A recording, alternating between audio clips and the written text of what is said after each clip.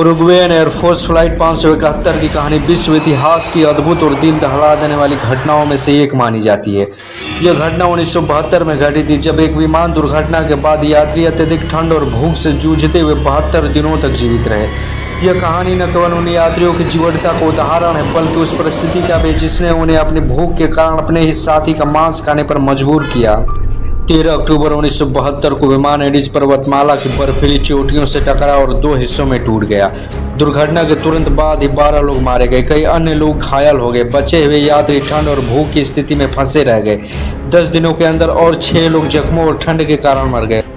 इस हादसे के बाद विमान में सवार लोगों की खोज के लिए बचाव अभियान चलाया गया, लेकिन एडिज पर्वतमाला के दुर्गम इलाकों और खराब मौसम के कारण विमान का मलबा खोजने में सफलता नहीं मिल सकी। आखिरकार 10 दिनों के बाद बचाव दल ने खोज अभियान बंद कर दिया। मान लिया कि इस दुर्घटना में कोई भी जीवित नहीं बचा। विमान के क्रैश होने के बाद जीवित बचे लोगों के पास केवल थोड़ी बहुत चॉकलेट, वाइन और कुछ स्नैक्स बचे थे, जो बहुत कम समय के लिए ही पर्याप्त थे। बचने के लिए उन्होंने बर्फ पिघलाकर पानी बनाया, लेकिन जल्द ही खाने का सामान खत्म हो गया। भोजन की कमी के कारण यात्रियों को अपने मरे हुए साथी यात्रियों के मांस को खाने के लिए मजबूर होना पड़ा। यह निर्णय उनके लिए बेहद कठिन और नैतिक रूप से चुनौतीपूर्ण था। कई लोगों ने इसे ईश्वर की इच्छा मानकर स्वीकार किया।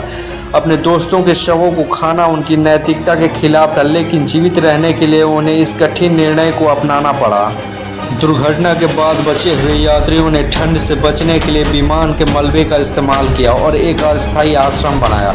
वहाँ तापमान बेहद कम था और ऑक्सीजन की भी कमी थी। इन बर्फीली हालातों में जीवित रहना कठिन था, लेकिन उन सभी ने हिम्मत नहीं हारी। बर्फ में फंसे इन यात्रियों को न केवल शारीरिक रूप से बल्कि मानसिक रूप से भी संघर्ष करना पड़ा। उन्हें हर दिन अपने साथियों की मृत्यु का सामना करना पड़ रहा था, जिससे उनके मन में गहरे भावनात्मक प्रभाव पड़े। भूख और ठंड से लड़ने के लिए उन्होंने हर दिन संघर्ष करना पड़ा। दुर्घटना के करीब 61 दिनों के बाद नंदो पैराडो और रॉबर्ट कैनेसा ने मदद की तलाश में पर्वत को पार करने का साहसिक निर्णय लिया।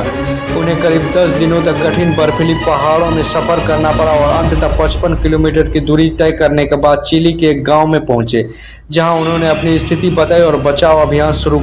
दोनों यात्रियों की जानकारी मिलने के बाद 23 दिसंबर 1972 को एक बचाव दल बाकी बचे 14 यात्रियों को बचाने के लिए पहुंचा। इस तरह 72 दिनों तक बर्फ में फंसे रहने के बाद आखिरकार उनका बचाव हुआ। यह कहानी मानवीय धैर्य और जीवित रहने का अदम्य इच्छा शक्ति का प्रतीक मानी गई है। 1974 में एविल नामक पुस्तक और 1993 में इसी नाम से फिल्म आई, जिसमें इस हादसे को दर्शाया गया। फिल्म में उन यात्रियों के संघर्ष और उनकी जिज्ञासा को दिखाया गया। इसके अलावा इस घटना पर कई डॉक्यूमेंट्री भी बनी, जिन्होंने इसे विस्तार से प्रस्तुत किया। अपने साथी यात्रियों के शवों का सेवन करने का निर्णय नैतिक और धार्मिक रूप से बहुत विवादास्पद था। इसे लेकर यात्रियों के बीच भी संघर्ष था, लेकिन जीवित रहने की जिज्ञासा ने उन्हें इस कठिन निर्णय को स्वीकार करने के लिए मजबूर कर दिया। इस घटना का बचे हुए लोगों पर गहरा प्रभाव पड़ा। कई लोग इस हादसे के बाद गहरे भावात्मक सदमे में रहे और उन्होंने जीवन में सकारात्मक बदलाव लाने का प्रयास किया। इनमें से कई ने इस घटना पर किताबें लिखी और दूसरों को अपनी कहानी से प्रेरित किया। नंदो पैराडो, जिन्होंने अपने जीवित रहने की जिज्ञासा से दुनिया को प्रभावित किया, आज एक प्रेरणादायक वक्ता हैं। वे अपनी कहानी सुनाकर जीवन में कभी हार न मानने का संदेश देते हैं। उनकी कहानी बताती है कि इच्छा शक्ति और धैर्य से किसी भी कठिन परिस्थिति को पार किया जा सकता है। फ्लाइट 571 की यह घटना मानवीय धैर्य, इच्छा शक्ति और संघर्ष का प्रतीक बन गई।